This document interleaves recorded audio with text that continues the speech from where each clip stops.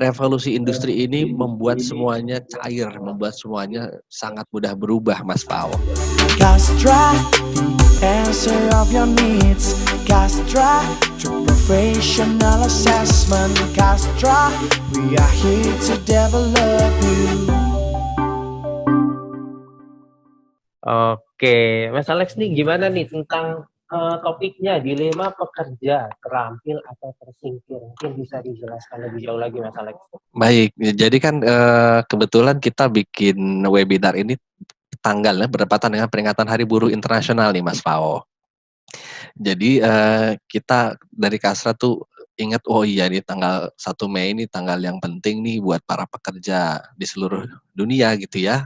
Apalagi sekarang lagi situasi yang khusus, ada masalah pandemi yang berdampak secara langsung bahkan kepada para pekerja di seluruh dunia. Tetapi kita akan lebih fokus ke pekerja di sekitar kita aja ya Mas Pao, nggak akan bicarakan yang terlalu luas di luar sana. Kemudian kenapa bisa jadi dilema? Karena yang kita tahu di akhir-akhir ini mulai ada gelombang pekerja yang dirumahkan atau bahkan di PHK. Tentu saja nggak semuanya, pasti akan ada beberapa pekerja yang dipertahankan oleh perusahaan.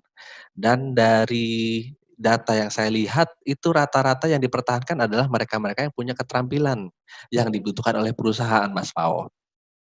Itulah kenapa kita menjadikan tema ini terampil atau tersingkir, karena fenomena yang terjadi akhir-akhir ini, perumahan pekerja dan PHK terjadi karena salah satunya karena masalah keterampilan. Begitu Mas Pao. Baik. Karena soal keterampilan ini ternyata dibutuhkan gitu ya. Betul, salah Ada satunya ya. apa mungkin ternyata ada tren-tren baru nih yang bakal kita hadapi nanti ke depan nih? Betul, dampak dari COVID dan tren-tren dari revolusi industri 5.0 juga akan saling melengkapi nih dua hal ini yang membuat akan ada perubahan cara kerja, Mas Pao. Gitu. Oh, baik. Terus emang sekarang itu kondisinya industri itu lagi kayak gimana sih? Oke. Kondisi industri dan khususnya pengelolaan terhadap SDM tuh kayak gimana sih saat ini nih? Saat ini ya. Oke, saat ini kan kita tahu ada pergeseran cara kerja nih ya. Ada ya pekerja yang punya istilah sekarang work from home. Ada pergeseran seperti itu. Mereka tidak lagi dituntut untuk hadir di dalam lingkungan kerja, di kantor gitu ya.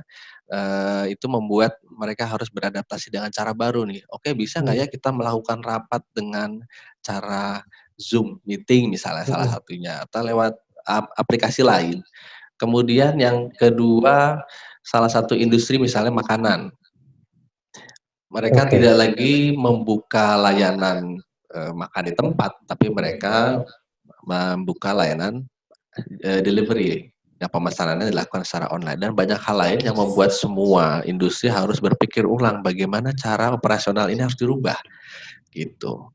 Oh, oke. Baik, mungkin penjelasan lebih lanjutnya bisa di-share nih sama rekan-rekan sekalian nih. Betul, Mas Wow. Nah, kita akan mulai dari yang pertama nih ya, bahwa dampak COVID ini saya simpulkan menjadi sebuah proses dari kiri ke kanan nih Mas Pao nih. Kalau kita lihat bareng-bareng ya, diawali dengan mulai ada gejala PHK yang meningkat nih Mas Pao. Entah itu dirumahkan, entah itu sampai di PHK, yang membuat dunia industri ke depan akan menerapkan sistem kerja kontrak yang semakin luas juga. Kalau dulu sistem kerja kontrak sempat ditentang, tapi lihat deh yang sekarang kondisinya. Ketika situasi tidak menentu, situasi ekonomi tidak menentu, perusahaan juga tidak bisa menanggung beban yang terlalu berat terhadap gaji karyawan misalnya. Mau nggak mau, industri akan bergeser menerapkan sistem kerja kontrak. Dampaknya terhadap pekerja adalah kita bisa jadi nih semuanya barangkali ke depannya akan berstatus pekerja kontrak gitu Mas Pao. Kemudian, yang saya bilang tadi ada revolusi industri 5.0, pola kerja akan berubah karena adanya artificial intelligence, adanya otomatisasi kerja. Kalau kita lihat sekarang customer service di beberapa, perusahaan mulai menggunakan chatbot, Mas. Pernah lihat ya chatbot ya? Oh iya iya iya chatbot ya. Jadi Heeh, otomatis kalau ini ya kita ngechat apa terus muncul langsung gitu ya. betul betul. Jadi misalkan kita masuk ke WhatsApp-nya Covid yang punya pemerintah aja, di situ udah langsung ada, "Selamat datang di layanan, COVID-19," misalnya begitu. Itu kan bentuk dari artificial intelligence juga, yang mau nggak mau ke depannya, pekerja salah satu contohnya customer service akan mulai digeser dengan chatbot untuk penanganan pertama terhadap keluhan pelanggan, gitu. Walaupun nanti Wah, ujung-ujungnya akan ada kasus yang lebih kompleks akan ditangani oleh manusia, gitu. ini baru satu nih ya. Baru satu dan itu sebenarnya kan kebutuhannya banyak dulu ya. Betul. Dulu berarti kalau misalnya lihat sampai ke 10 tahun yang lalu atau bahkan 50 tahun yang lalu lah ya. Bahkan itu sangat welcome khususnya untuk ladangnya siswa-siswa SMK ya, lulusan-lulusan SMK ya itu ya. Iya, dampaknya bisa ke sana, Tapi gitu. kalau sepengetahuan saya juga sebenarnya lulusan SMK itu, eee, dengan kondisi yang kayak begini apakah jadi lapaknya makin sempit dong berarti? Nah, itu tergantung situasinya, Mas Fao. Bisa Nah, lebih sempit, bisa terbuka lebar. Nanti juga akan sempat kita bahas nanti. Kita akan bahas lagi oke. di slide-slide berikutnya. Kemudian, Mas Fao, akan ada fenomena juga yang di mana perusahaan semakin selektif mencari karyawan, yang pada akhirnya akan muncul kebutuhan keterampilan baru yang perlu dikuasai oleh para pekerja ini, gitu Mas Fao. Sampai sejauh ini sudah cukup jelas ya penjelasan saya, Mas, ya? Iya, iya. Kemudian, kalau kita lihat dari yang fenomena tadi pertama ya, PHK, data Kemenaker 9 April 2020 nih, pekerja informal yang dirumahkan sudah ada 1 juta sekian orang, yang di PHK ada 160.000, kemudian pekerja informal yang kehilangan pekerjaan ada 200 ribuan, Mas Pao. Total yang terdampak itu ada 1,5. Tadi pagi saya nonton di TV, salah satu hostnya mewawancara Menteri Tenaga Kerja, bahkan sekarang sudah mendekati angka 3 juta, Mas Pao, yang terdampak akibat COVID-19, Wow, gitu. banyak ya. Nah, sementara pengangguran terbuka yang sudah ada nih sebelumnya, tahun 2019, sudah ada 6,8. Bayangkan berarti, eee, pengangguran yang, bertambah ini meningkat meningkat, kalau tidak ditahan nih, gelombang PHK ini bisa 2 kali lipat dari jumlah pengangguran yang tahun lalu nanti kita. Wow, 1 juta ya? Wah banyak juga ya, Pak, ya? Banyak, gitu. Kemudian, untuk membuat hal ini semakin rumit ya Mas Fau ya, saya ingin mengangkat tentang bonus demografi. Sebagaimana kita tahu BPS sudah menyatakan bahwa jumlah penduduk usia produktif di Indonesia mulai tahun 2020 itu akan lebih banyak dibandingkan penduduk non produktif, gitu Mas Fau. Artinya, Indonesia akan memasuki periode emasnya nih sebenarnya, bahwa pekerja di Indonesia akan lagi banyak-banyaknya. Di negara-negara maju, bonus demografi ini dimanfaatkan untuk meningkatkan kinerja ekonomi, kinerja dan dalam bidang-bidang lain yang membuat mereka bisa bergeser menjadi negara maju. Itu sudah lewat di Eropa, sudah lewat, di Jepang juga sudah lewat, karena sekarang mereka, usia penduduk non produktifnya yang lebih banyak. Nah, Indonesia juga bisa memanfaatkan bonus demografi ini untuk, bergeser menjadi negara maju, Mas Pao. Tapi dengan stok pekerja yang melimpah, qualified atau tidak, Mas Pao? Itu. Jangan sampai kita melewatkan peluang bonus demografi ini dengan pekerja yang kurang qualified. Itu yang jadi, bahaya untuk kita. Nah, saya akan kaitkan dengan tren dunia industri dan organisasi tahun 2020, Mas Fau. Ini kita tadi bahas yang tadi customer service, mulai ada otomatisasi dari chatbot, kemudian ada pengelolaan data-data, bagaimana marketing juga sudah memanfaatkan big data untuk menjaring calon-calon pembeli gitu kan ya Mas Fau. Kemudian pabrik-pabrik juga sudah makin ramai menggunakan robot-robot dan perubahan cara kerja yang lebih fleksibel, orang tidak perlu ke kantor, bisa dari rumah, work from home. Nah, ditambah lagi dengan tren yang ini sudah ditetapkan di akhir tahun 2019, tren dunia industri dan organisasi, bahwa 3 hal ini, pergeseran cara kerja dan pola bisnis ini akan memaksa pekerja untuk bisa beradaptasi dengan cara kerja yang baru, Mas Fau. Nah, sekarang ditambah ada kejadian pandemi COVID yang membuat pekerja harus segera dipaksa beradaptasi dengan cara kerja yang baru. Kalau tadinya, nggak mau, saya ngeri takut digeser dengan chatbot misalnya, sekarang udah nggak bisa. Pekerjaan yang ada selama ini akan semakin berat persaingannya dan akan muncul pekerjaan baru yang belum pernah ada sebelumnya, Mas Fau, gitu. Nah, kemudian, masalah dari pekerja yang qualified atau tidak ini sempat diangkat oleh Menteri Pendidikan, Mas Fau, yang baru, Pak Nadiem Makarim, bahwa nilai akademik itu bukan menjadi penentu dari kesuksesan seseorang ketika lulus dari sekolah atau kampusnya. Karena pendidikan dengan kurikulum yang ada saat ini cenderung mengembangkan hard skill saja, sementara ketika sudah lulus nih, para calon pekerja ini akan diukur soft skill-nya oleh industri. Karena ijazah itu tidak mencantumkan soft skill mereka. Bagaimana kemampuan kerjasamanya, bagaimana kemampuan komunikasinya, itu tidak tercantum di ijazah. Itu yang membuat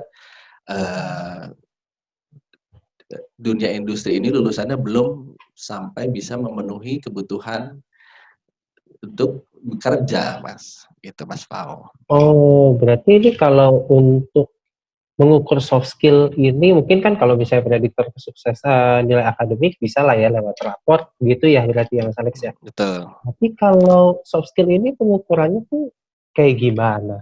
Nah, soft skill ini biasanya mereka akan perusahaan akan mendatangi psikolog. Itu yang biasa kita ketahui dalam bentuk psikotes itu mengukur soft skill. Bagaimana kerja sama seseorang, bagaimana kemampuan komunikasinya, sikap kerjanya. Nah, itu melalui psikolog, Mas Pao. Oh, Gitu. baik. Berarti lewat ada jasa ini ya, jasa psikologi atau mungkin Betul. melihat untuk mengukur soft skill-nya sejauh apa begitu ya. Betul, Mas. Gitu. Nah, itulah yang membuat proses seleksi ini semakin ketat. Yang satu, posisi pekerjaan yang udah ada selama ini akan berkurang dengan kehadiran chatbot dan robot-robot tadi, lalu akan muncul jenis pekerjaan baru ke depannya. Sebagai dampak dari revolusi industri, akan ada perubahan cara kerja seseorang. Jadi kalau ditanya tadi, kalau lulusan SMK kira-kira peluang kerjanya gimana nih dengan kehadiran chatbot? Betul, untuk yang kita lihat tadi nih, yang di sini Mas Pau. Untuk yang nomor satu, pekerjaan selama ini semakin berpersaingannya, betul. Kalau dengan kehadiran chatbot, untuk bisa melamar sebagai customer service akan semakin berat. Tapi kedepannya pergeseran cara kerja dan pola bisnis itu akan memunculkan posisi-posisi baru, Mas Fau. Nah, masalahnya belum tentu posisi baru itu sudah diajarkan di lembaga pendidikan. Gitu kan ya? Iya, betul. Nah, kalau misalnya saya mau melamar sebagai seorang teller bank, saya baru fresh graduate nih, ceritanya baru lulus, saya bisa nanya ke senior saya, betul kan? Nah, tapi kalau nanti muncul posisi baru, misalkan namanya posisi pekerja X misalnya, itu posisi yang baru muncul. Saya mau nanya ke siapa? Senior yang udah pernah melakukan belum ada. Nah, itu gimana caranya kita bisa mempelajari hal baru? Itulah kenapa akan muncul kebutuhan untuk mempelajari hal baru, keterampilan baru, gitu. Oh, begitu. Jadi memang itu sesuatu yang dibutuhkan dan memang sekarang ini jadi keterampilan yang memang harus ada gitu ya. Ya. Dan untuk mencari hal-hal yang baru. Tapi pertanyaannya, apakah hal-hal yang baru ini berarti misalnya saya ingin tahu di bidang A, maksudnya sekarang terlibat di bidang A, kemudian saya harus cari tahu di bidang yang lain begitu. Atau hal yang baru ini apakah lintas bidang atau mungkin bidang yang sama atau bagaimana? Bisa lintas bidang, bisa bidang apapun. Hal baru itu bisa di dalam bidang kita sendiri, bidang karir kita. Misalkan saya psikolog ingin mempelajari istilah-istilah baru atau konsep-konsep baru itu bisa. Tapi apakah saya punya kemampuan atau kapasitas untuk mempelajari hal baru itu yang akan ditentukan oleh satu konsep yang akan kita bahas berikut ini, Mas Pao. Oh, baik. Oke, Pak. Jadi tadi soal keterampilan tadi, terus habis itu bagaimana kesempatan di kesempatan dunia kerja ke depannya begitu ya. Eh, untuk menghadapi itu kira-kira apa sih yang perlu kita lakukan gitu? Tadi kan kita harus punya kemampuan untuk mengambil agility, kita harus ada kemampuan untuk mencari hal-hal yang baru gitu. Ya. Mungkin pertanyaan berikutnya adalah piye caranya piye gitu ya. Mm-mm. Nah, oke. Kalau udah dengan adanya pergeseran cara kerja, dan pergeseran pola bisnis, dan kebutuhan mempelajari hal baru, jadinya kan muncul banyak pilihan nih buat kita. Bagi para teman-teman yang baru lulus sekolah atau baru lulus dari kampusnya, akan jadi berada di persimpangan nih Mas Pao. Apakah dia ingin berwirausaha, apakah ingin mencari kerja yang sesuai ijazahnya, atau mencari kerja sesuai tren karena dampak COVID ini akan ada perubahan tren barangkali dari sektor industri yang lebih naik, misalkan industri kesehatan, industri makanan, industri pendidikan, atau industri hal-hal yang terkait dengan IT misalkan, itu akan naik. Itu bisa sesuai tren, walaupun tidak sesuai dengan ijazah. Atau kita ingin mempelajari hal baru, itu menjadi di persimpangan. Kemudian buat teman-teman yang baru saja di PHK atau sedang berada, statusnya ini sedang dirumahkan, ya Anda juga sedang berada di persimpangan ini. Nah, tapi Kastra sudah melakukan survei singkat di awal tahun ini mengenai faktor penentu kandidat diterima kerja kepada perusahaan-perusahaan yang mayoritas berada di Jakarta yang mengisi survei ini, bahwa mereka akan menerima kandidat mereka dengan melihat perilaku yang ditampilkan oleh mereka selama proses seleksi. Kemudian mereka juga melihat apakah latar belakang pendidikan atau ijazahnya sesuai atau tidak dengan posisi yang dituju. Nah, jadi jika Anda ingin mencari kerja sesuai tren meskipun tidak didukung ijazah, itu juga perlu mempertimbangkan kembali. Bukannya saya bilang tidak boleh, tapi hati-hati karena perusahaan juga menjadikan latar belakang pendidikan itu sesuatu yang penting dalam menerima kandidat karyawan mereka. Tapi kalau memang Anda melihat bahwa tren tersebut sangat baik gitu ya, dan Anda juga memiliki kemampuan atau keterampilan yang bisa mendukung Anda dalam melaksanakan tugas-tugas di pekerjaan tersebut, ya why not Anda memilih bekerja di tren yang tidak sesuai dengan ijazah Anda sekalipun, misalkan seperti itu. Di sini kita akan mengutip nih Menteri Pendidikan kita, bahwa di era yang serba tidak menentu kita perlu punya kreativitas untuk bisa beradaptasi, karena beliau ingin menciptakan SDM yang terus belajar dari hari ke hari dengan growth mindset individually. Jadi sebelum COVID ini berlangsung pun Pak Menteri sudah bilang bahwa setiap 5 tahun sekali kita harus bisa mempelajari hal baru. Kita harus bisa mempelajari keterampilan baru, kompetensi baru. Karena revolusi industri ini membuat semuanya cair, membuat semuanya sangat mudah berubah, Mas Pao. Iya, betul. Berasa banget malah dari perkembangan teknologi, bagaimana komunikasi, bahkan sekarang persaingan bisnis juga pergeserannya makin jelas gitu ya, makin persaingannya ketatnya. Wah, berasa banget gitu. Bulan lalu saya nggak bisa mengoperasikan Zoom, Mas Pao.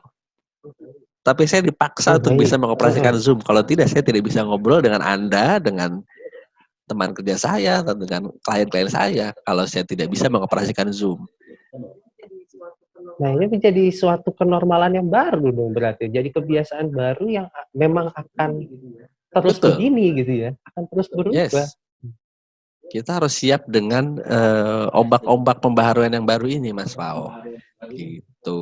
Oh, baik. Ini sudah diingatkan oleh Oke. Pak Menteri dari awal sejak dia menjabat di tahun 2019 lalu gitu ya. Dan ternyata itu terjadi sekarang ya, walaupun kita terjadinya dengan dipaksa ya melalui pandemi ini. Agak miris sih, tapi ya mau gimana lagi gitu ya. Kemudian, nah ini kita mulai masuk ke apa sih faktor penentu untuk bisa belajar, Mas Fao? Yaitu ini adalah konsep yang disebut learning agility, Mas Fao. Bahwa learning agility itu adalah kemampuan dan keinginan untuk belajar dari pengalaman.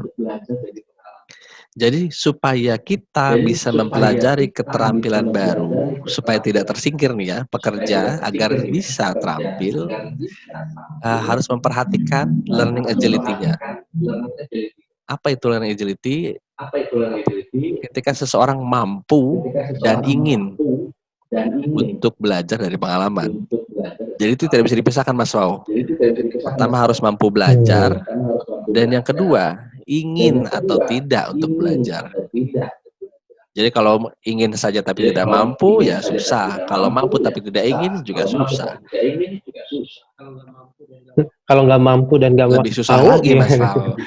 Gitu.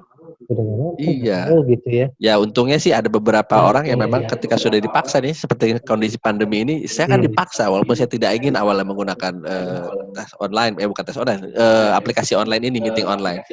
Ya karena saya dipaksa, mau nggak mau saya ingin jadinya. Jadi yang bisa di-triggering, yang bisa dipancing maksudnya nih, berarti keinginan apa kemampuan nih yang lebih mudah untuk dipancing ada gitu? Yang perlu ada sih, dua-duanya perlu ada, tapi ingin dulu sih. Oh, dua-duanya? Pingin dulu? Oh, pengen tahu nih, terus baru muncul kemampuan gitu setelah kita cari tahu gitu ya? Bisa begitu. Bisa begitu. Oh. Ya kayak misalnya Mas Pao bisa nih mendesain sebuah gambar. Tapi kalau tidak ingin, nggak jadi tuh desainnya, ya nggak? Oh iya, jadinya kalau nggak mau ya tetap aja nggak jadi ya. Ibaratnya kalau dipaksa kan susah, gitu. Kemudian faktor penentu yang kedua adalah bagaimana kita bisa mengambil pelajaran terhadap penerapan hal baru, gitu ya. Jadi ketika kita sedang mempelajari keterampilan baru, bisakah kita mengambil pelajaran atau insight-nya? Oke. Setelah mempelajari, misalkan saya ingin mempelajari jadi barista nih, Mas Pao, keterampilan barunya nih ya. Iya. Terus saya mencoba mempraktekkan. Gagal nih, saya kemarin bikin kopi dalgona. Gagal saya. Saya udah coba ngaduk. Yang pertama gagal. Saya bingung, oke gimana ya? Kenapa saya bisa gagal? Karena saya awalnya pakai sendok aja, Mas Pao. Oh, pakai sendok. Kemudian besoknya saya coba bikin dalgona lagi pakai pengocok adonan. Oh, mixer. Oh, mixer dengan tangan. Oh iya. Capeknya sama dan foamnya jadinya nggak clear. Jadi nggak sampai keluar foamnya gitu ya. Akhirnya yang ketiga saya coba pakai mixer listrik, Mas Val. Nah itu kan artinya bagaimana saya mengambil pelajaran ya. Oke, kalau sendok nggak bisa berarti coba yang ini. Kalau adonan manual nggak bisa berarti harus pakai pengocok. Oh mixer. Baik, jadi belajar dari kesalahan. Betul. Kemudian upaya kan nggak diambil lagi gitu ya kesalahannya tadi. Sendok besoknya pakai sendok lagi ya salah juga gitu ya. Ya inginnya kuat, keinginannya kuat, tapi melakukan hal yang sama ya sama saja bohong kan. Tapi kemarin saya kayak gitu loh bikin dalgona. Oh gitu ya. Jadi pertama tuh pakai bahkan ini ya kopi saset kan. Pakai kopi saset, awalnya pakai kopi saset. Wah itu udah ngaduk lama pakai sendok, gak jadi foamnya. Tapi besoknya itu pakai cara yang sendok sama. Lagi. Tapi kopinya beda. Kopinya beda, begitu kopinya beda pakai yang robusta itu, yang robusta saset. Jadi foamnya. Itu berarti termasuk learning agility. Maksudnya banyak aspek yang bisa kita pelajari ya, nggak cuma dari tools, Nggak cuma tools, bahannya juga bisa. bahannya pun juga bisa. Jadi mengevaluasi sesuatu hal baru itu pun bisa dari berbagai sudut pandang, Mas Pao. Gitu.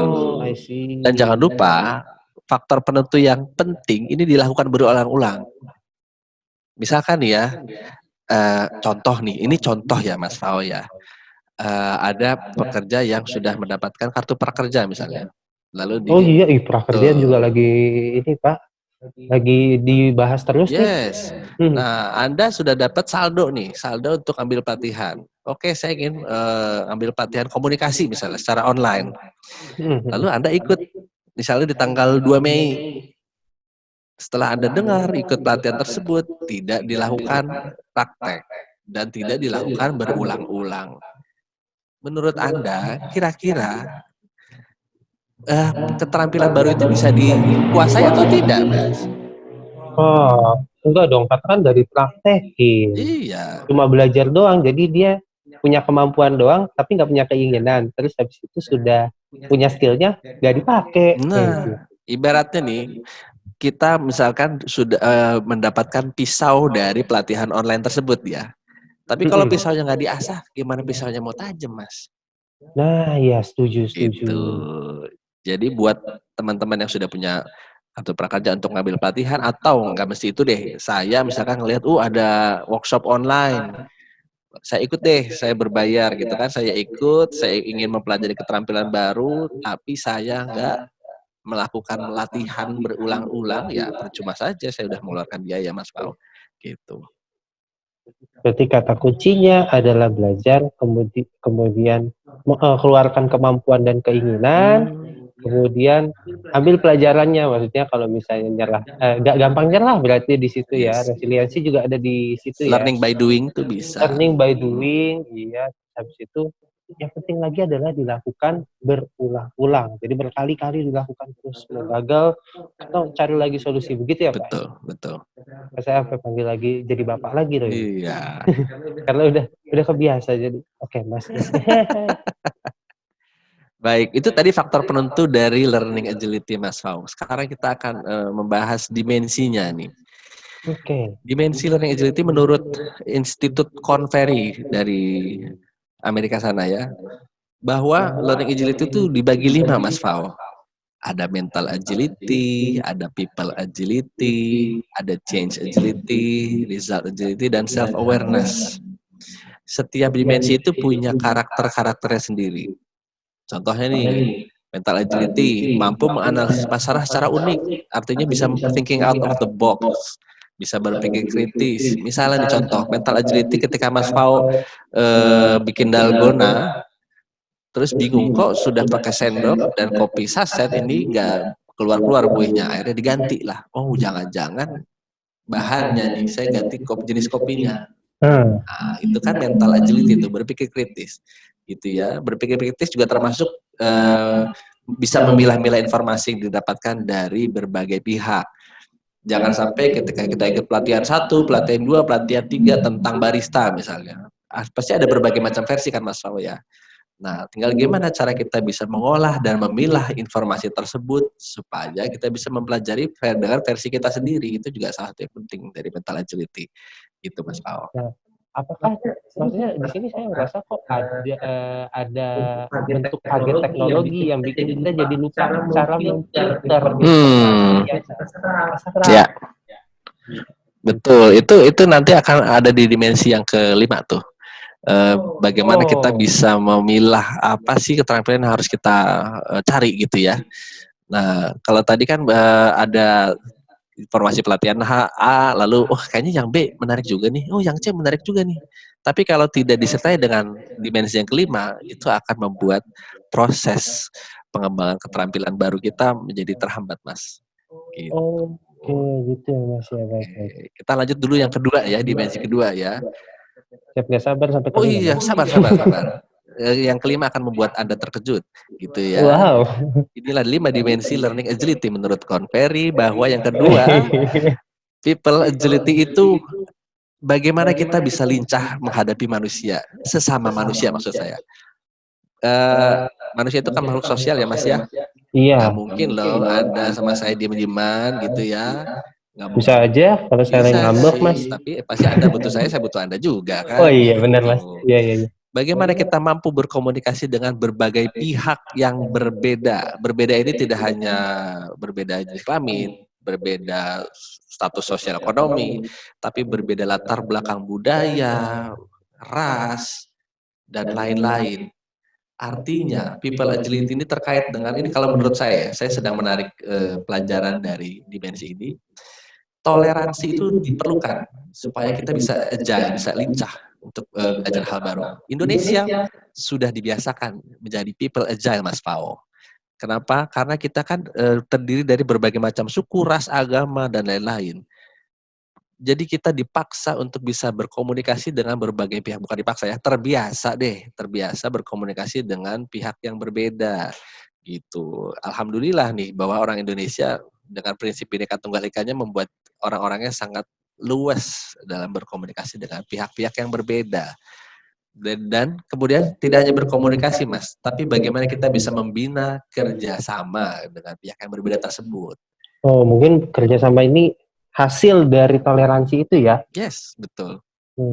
Oke. Kan ketika kita bersatu, kita teguh, bercerai, kita runtuh katanya kan gitu. Nah, iya benar. Aduh, Iya. udah lama nggak dengar itu, Mas. Iya. Jujur loh ini. Iya, ketahuan ya saya udah agak jadul ya. Oh. Iya enggak ya? Nah, tadi mental sudah, berarti mental bagaimana kita berpikir kritis. Yang kedua, bagaimana kita bisa berkomunikasi dan bekerja sama dengan prinsip tadi Bhinneka Tunggal Ika ya. Ya Mas ya. Iya, Kemudian yang betul. ketiga adalah change agility. Apakah kita suka bereksperimen? Apakah kita punya kekepoan yang tinggi, Mas? Ini kepo jadi hal yang wajib. Yes, biasanya nih ya Baik. kalau Mas Pao nih kalau lagi berdebat nih sama orang gitu ya, terus tahu-tahu, risiko apa resiko sih? Nah, langsung deh, ya udah lihat dulu di Google. Nah, itu artinya keponya tinggi, bagus, gitu ya. Iya benar. Jadi kepo ya. Yes, terus pengen tahu, si ini siapa sih nama artis yang nyanyiin lagu ini? Langsung di-googling. Boleh gitu, kepo tinggi juga itu baik gitu ya. Kemudian, faktor yang kedua, nyaman dengan setiap perubahan. Artinya kita siap keluar dari zona nyaman, Mas Pao. Keluar dari zona nyaman. Jadi untuk Anda yang saat ini sedang santai-santai saja sebagai dalam menerima dampak dari bekerja di rumah, selamat Anda punya change agility yang baik gitu ya. Iya benar. Kalau Anda tidak stres, Zoom, ayo Zoom. Harus bekerja dari rumah. Oke. Selamat Anda punya change agility yang baik. Untuk Anda yang stres berat, apalagi dengan diperpanjangnya PSBB nih ya. Ya siap-siap barangkali change agility Anda memang belum baik gitu ya. Tapi saya nggak bilang bahwa itu jelek gitu. Jadi ini ya apa? Nyaman dengan setiap kondisi gitu ya. Adaptif begitu, Mas. Yes, adaptif. Itu. Okay. Kemudian yang keempat adalah result. Bagaimana kita bisa menunjukkan hasil dengan cepat? Bagaimana kita memikirkan, oke, kalau gue bikin ini, gue bisa bikin berapa banyak? Oke, kalau gue bikin sesuatu hal, misalnya, oke, gue sementara ini mau jualan kolak dulu, Mas Fal, karena lagi lebaran ya, puasa maksudnya. Kalau hari pertama puasa saya bisa bikin kolaknya 10 bungkus misalnya untuk dijual, karena laku semua, saya besok mikirin gimana saya bisa bikin 30 bungkus. Itu selalu ingin memperbaiki sesuatu hal kinerja, apakah itu lebih cepat atau lebih banyak atau lebih baik. Apapun itu, yang penting bisa terlihat hasilnya. Gitu. Itu yang keempat. Nah, akhirnya masuk nih ke yang nanti ya. Self-awareness. Nah, yang kelima itu self-awareness, bagaimana kita bisa mawas diri. Apakah kita sudah tahu belum keunggulan kita? Apakah kita sudah tahu kelemahan diri kita? Supaya kita bisa lihat, oke, saya misalkan membagi diri saya menjadi positif dan negatif. Oke. saya sudah langsung bikin list nih. Saya kelebihannya ini 1, 2, 3, 4, 5, 6, 7, 8 dan saya kekurangannya 1, 2, 3, 4, 5, 6, 7, 8 misalnya gitu. Kita lihat, kita cek apakah kelemahan ini masih bisa diperbaiki atau tidak, Mas Pao. Iya. Masalahnya kan kadang kelemahan misalkan orang yang tidak bisa bekerja dengan teliti gitu ya. Saya orangnya bukan sembrono ya. Saya orangnya acak-adul, gimana sih bahasanya, Mas? Kurang sistematis gitu dalam bekerja ya. Aduh, oh iya. Misalnya Karena itu kayaknya saya lebih akrab sama yang ini, Mas. Acak-adut udah. acak-adut misalnya. Secara kerja saya acak-adut. Apa-apa pasti, aduh ini saya taruh gunting di mana tadi? Aduh saya taruh pensil di mana ya? Itu sudah karakteristik yang terbentuk sepanjang hidup Anda. Jadi Anda jangan harap bisa mengganti cara kerja Anda yang acak-adut itu menjadi sistematis dan bak seorang teller bank yang sangat teliti gitu ya. Jadi itulah self awareness itu seperti itu. Jadi kita lihat, saya orangnya sembrono. Lalu saya ingin ambil keterampilan melalui pelatihan bagaimana membuat saya menjadi seorang yang teliti. Sesuatu kebiasaan terbentuk puluhan tahun, lalu ingin Anda rubah dengan satu pelatihan, kira-kira realistis atau tidak, Mas? Susah sih, Mas. Susah. 10 tahun dibanding 1 hari. Yes. Hidup tak semudah membalikan telapak tangan. Betul, Mas Pao. Jadi Kerennya, Mas ya. iya, jadi Astaga. makanya kita perlu kombinasikan tuh antara kelebihan dan kekurangan kita. Kita ingin memperbaiki kekurangan, kita cek dulu kita kelebihannya apa juga. Jadi kita bisa koneksikan tuh kelebihan dan kekurangan seperti apa untuk bisa mengimbris, menerima keterampilan baru. Dan yang tidak kalah penting adalah apakah kita juga bersedia menerima masukan dari orang lain, Mas. Menerima masukan dari orang lain. Yes. Kenapa gitu, Mas? Kenapa begitu? Maksudnya, Karena apa hubungannya dengan keunggulan dan kelemahan kita gitu? Nah, kalau tadi kan kita bikin list nih ya. Kalau kelebihan gue ada 8, Mas Pao. Kekurangan gue cuma ada 1. Menurut Anda, kita perlu sudut pandang lain. Kalau menurut Anda kelebihan Anda 8 dan kekurangan Anda 1, jangan-jangan kalau tanya temennya atau tanya pacarnya Mas Pao, coba ditanya, kelebihan Mas Pao jangan-jangan cuma 2. Kekurangannya lebih dari 1 sebenarnya. Kan itu tujuannya supaya kita bisa melakukan cross check apakah mawas diri kita sudah holistik atau belum. Sudah dari berbagai macam sisi atau belum gitu, Mas. Jangan sampai kita halu sendiri. Gue keren, gue bisa punya 8, kekurangan gue 0 misalnya gitu, Mas. Jadi penasaran nih, terus untuk mawas diri ini kan berarti kan harus kenalan sama diri sendiri. Yes. Kita nggak kenal sama diri kita sendiri ya. Tapi ada aja orang kayak gitu ya, Mas ya? Bisa, saya juga masih butuh ke psikolog kok kemarin untuk bisa mengenali diri saya. Psikolog juga manusia, Mas. Berarti maksudnya ada kebutuhan setidaknya untuk mengetahui keunggulan dan kelemahan gitu ya, Mas ya? Betul. Gimana caranya, Mas, supaya bisa tahu keunggulan dan juga kelemahannya tuh? Iya, gimana tuh? Ya, salah satunya kita bisa mendatangi tenaga profesional, misalnya psikolog. Atau kalau buat teman-teman yang masih kuliah atau sekolah, silakan datang ke guru BK-nya atau konselor karirnya. Itu akan dibahas, akan dibimbing bagaimana kita bisa melakukan pengenalan diri dengan lebih holistik, dengan lebih menyeluruh. Gitu, Mas Pao. Oke, berarti ada fasilitas kalau kita yang umum nih, karena kan kita umum ya, bisa datang ke psikolog, kemudian untuk mungkin yang lagi ada di lembaga, barangkali ada bidang-bidang yang memfasilitasi itu ya. Betul, konselor karir sebutnya. Konselor karir. Yes, betul. Nah, sekarang udah kita jabarkan nih ya, dimensi-dimensi dari learning agility. Sekarang silahkan nih, kita saatnya mempraktekkan awal-awal self-awareness nih kita ya. Dari 5 dimensi ini, apakah kita sudah memenuhi kriteria-kriterianya? Silahkan, Mas, di checklist tuh ya. Gue orangnya bisa menganalisis secara unik gak ya? Gue orangnya bisa berkomunikasi dengan orang yang berbeda gak ya? Misalkan nih, Mas Pao selama di sini belum pernah ketemu sama orang Papua misalnya gitu. Mau nggak ngobrol sama orang Papua? Mau kan? Ya, Gini alhamdulillah aja kalau deh mau. teman-teman.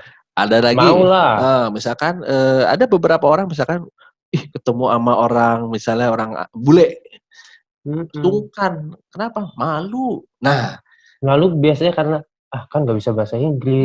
bisa jadi. Padahal kalau misalnya kita agile, people agile, komunikasi itu bisa berbagai macam hal, nggak mesti lewat verbal ya, bisa lewat non verbal, lewat tangan, gerakan tubuh, atau senyum aja kan. Yang penting kita ada inisiatif untuk berkomunikasi, gitu Mas.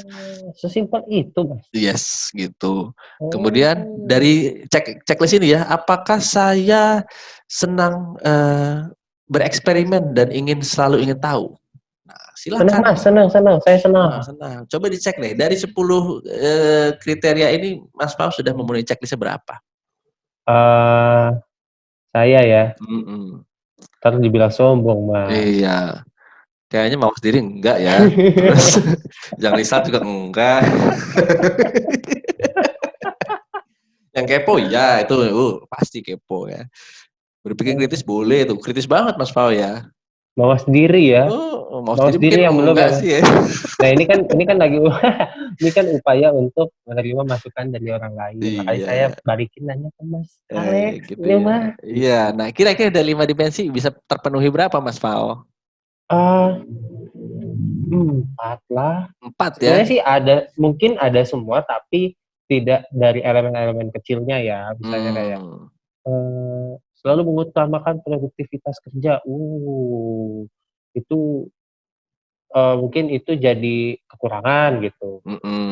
Jadi nggak secara keseluruhan ada gitu. Emang kenapa Mas kalau misalnya ada semua gitu? Nah, kalau Anda sudah melakukan checklist terhadap list-list di sini, ini kan cuma secara simpel aja ya. Saya nggak bilang bahwa ketika dari 5 Mas Fau sudah memenuhi 4, berarti learning agility Mas Fau-nya udah keren. Saya nggak bilang begitu. Minimal kita cek secara simpel saja. Jika Anda sudah bisa 4 dari 5 Mas Fau, berarti Anda siap untuk mempelajari keterampilan baru. Gitu. Alhamdulillah. Gitu Mas. Jadi udah setidaknya bisa menghadapi dunia kerja ke depan gitu nggak? Yes. Tapi sebenarnya ada inventory yang bisa mengukur learning agility kok gitu. Tapi kan kita tidak sedang membahas hal itu. Jika Anda ingin mengetahui learning agility Anda seperti apa, silakan datang ke lembaga yang menyediakan inventory tersebut. Tapi kayaknya emang yang dibutuhkan itu sih, maksudnya kita lebih tahu kalau misalnya kita menilai diri sendiri itu rasanya ada aja yang kurang. Aduh, ini pengalaman ini pernah gak sih sebenarnya gitu?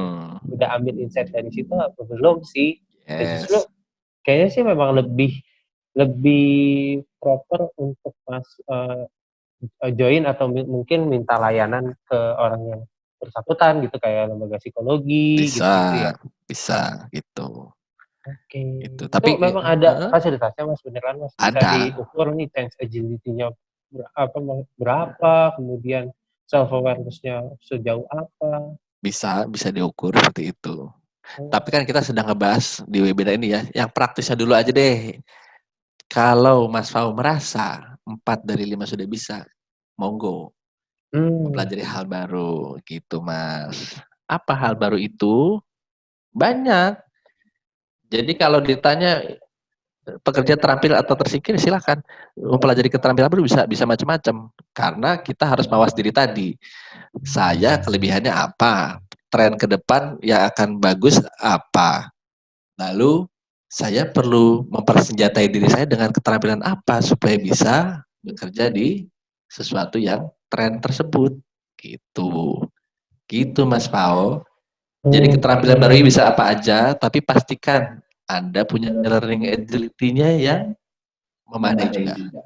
Oh gitu Mas. Dengan mematuhi prinsip ini, bahwa kalau Anda mempelajari hal baru, pastikan Anda bisa belajar dan ingin belajar. Itu dulu.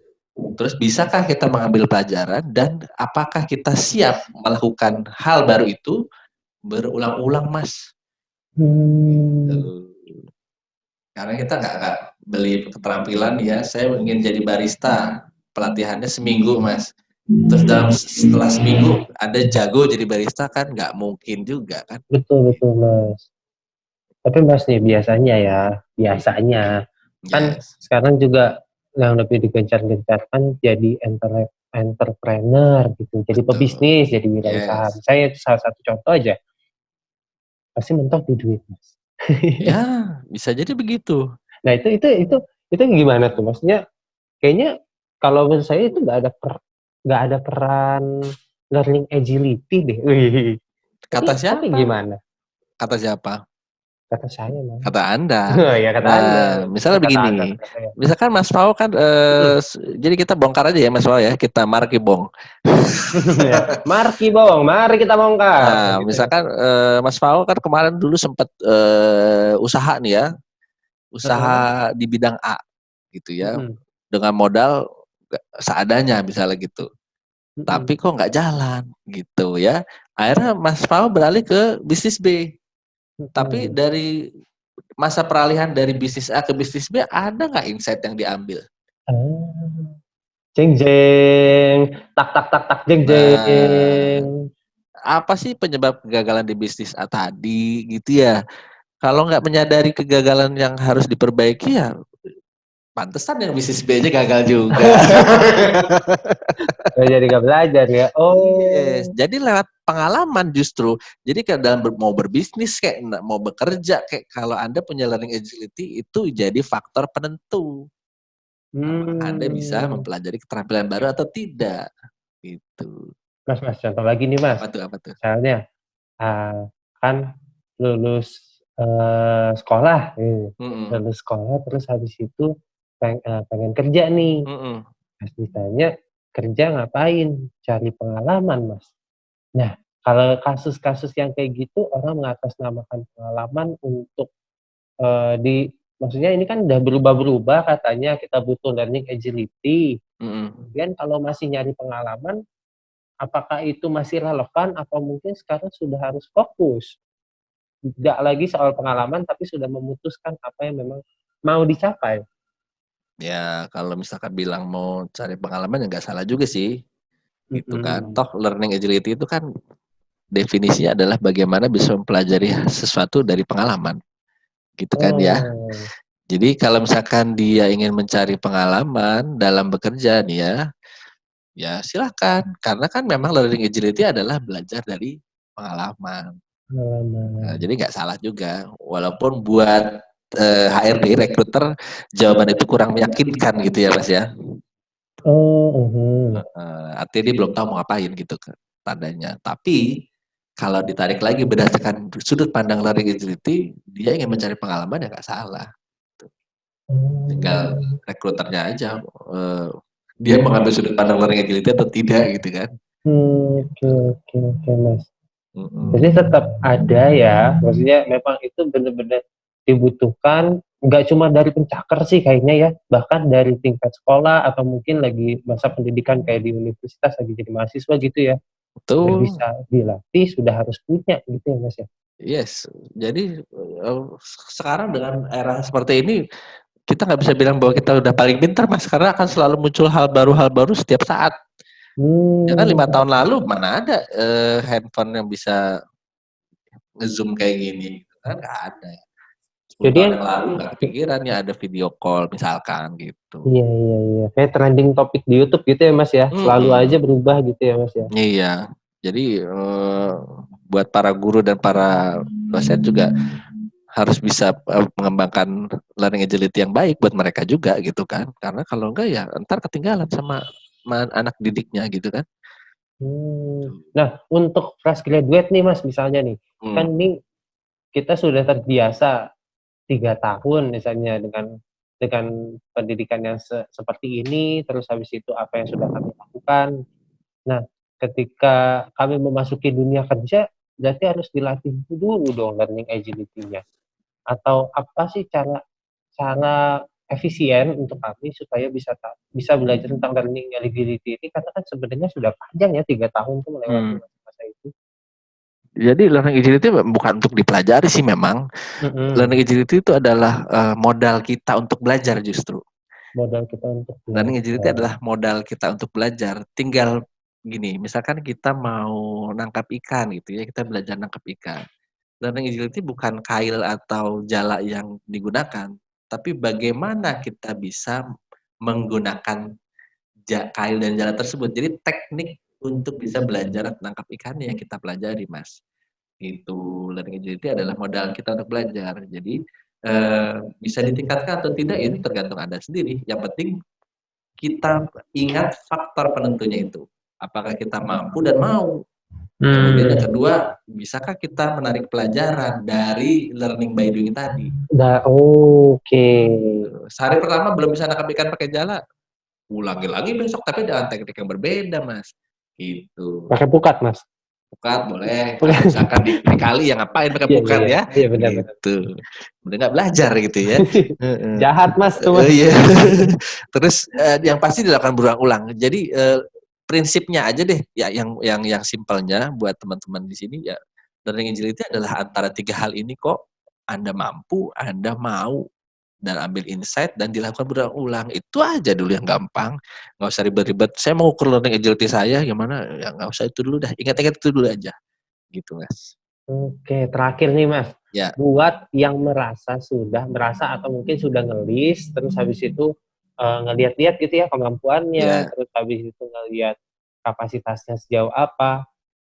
Wah, kayaknya learning agility-nya bagus nih. Kayak Anda nih ya sekarang nih ya. Oh iya jelas. Misalnya dia sudah mengisi dimensi learning agility-nya sudah terisi. Yes. Terus ngapain, Mas? Maksudnya udah tahu nih, iya nih bagus ya. Oh ya udah. Nggak gitu juga ya, Mas ya? Ya nggak gitu juga kan, nanti berarti Anda belum memenuhi inginnya dong. Kalau masih bingung mau ngapain kan nggak ada inginnya. Oh berarti sebenarnya oke, keinginannya belum nongol nih. Iya, keponya. Saya pengen belajar hal baru, tapi hal apa ya? Nah, kalau itu nggak muncul berarti change agility-nya belum ada dong. Keponya gitu. Masalahnya kan nanti ke depan, ini sih maksudnya incumbent aja, informasi incumbent, kalau nyari kerja kayaknya lebih susah nih tahun depan atau mungkin nih setelah pandemi ini, karena rasanya fokus industri bukan ke situ. Dan untuk kami ini gimana menyikapi itu, Mas? Ya, intinya sih kalau dengan hal-hal seperti ini yang pasti kita harus bisa mencari informasi. Gunakan change agility-nya dulu.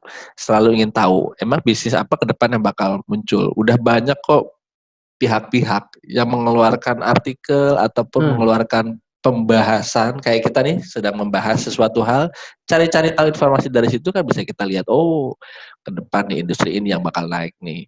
Atau dari salah satu lembaga riset Mas Pao mengeluarkan the new normal.